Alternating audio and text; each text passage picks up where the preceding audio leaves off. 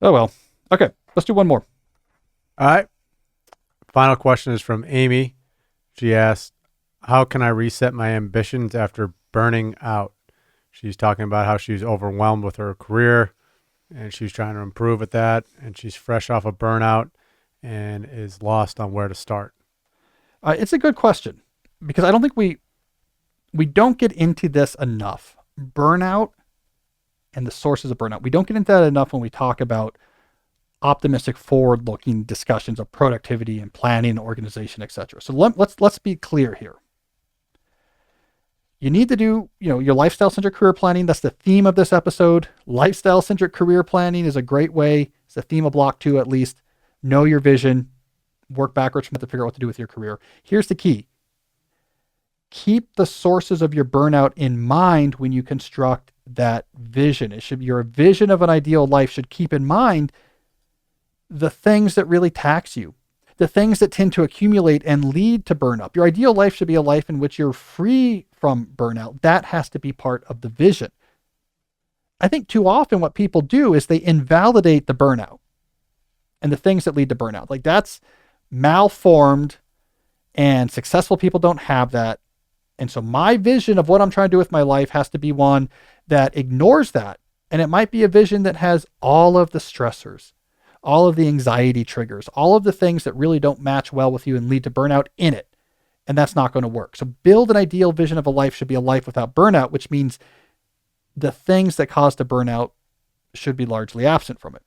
I do this. I do this with my own planning, my vision with which I think about my life, because my body has this really clear, and I talk about this a bunch on the show. It has this really clear feedback mechanism on we don't like where you're going, the workload, the type of work, and it's insomnia. I have trouble sleeping when things get out of whack. That feedback mechanism, and that's my burnout. That feedback mechanism has a huge impact on the vision of my life that I build.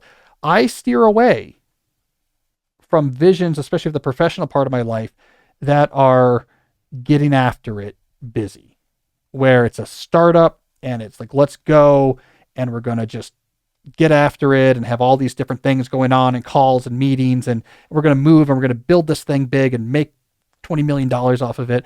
I have to steer away from that, because if I have too much going on and then I might start getting insomnia, it'd be very hard to keep up those hard schedules. It's a governor. So my vision doesn't involve that. Think about the visions that you see playing out in my own life.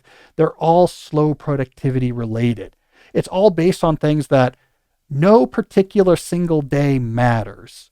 What matters is that over time, you're coming back again and again to work on this book.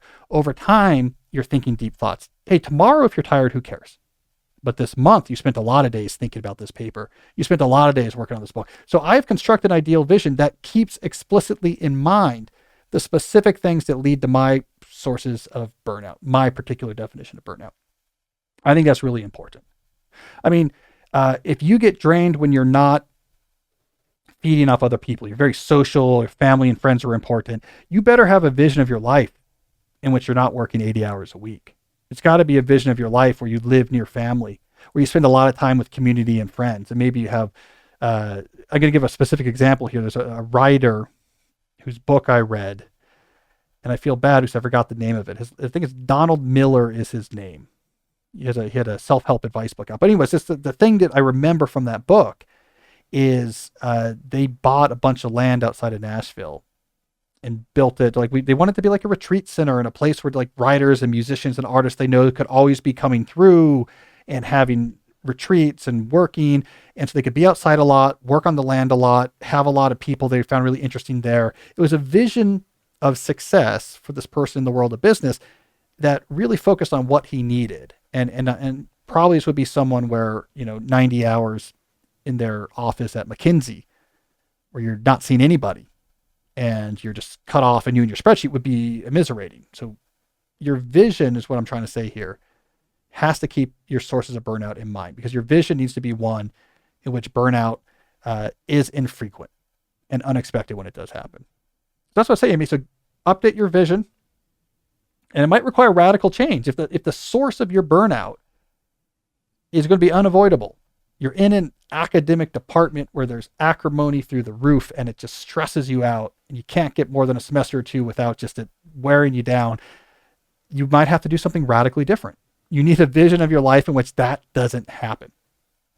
So I want to validate your burnout and say use that in your planning.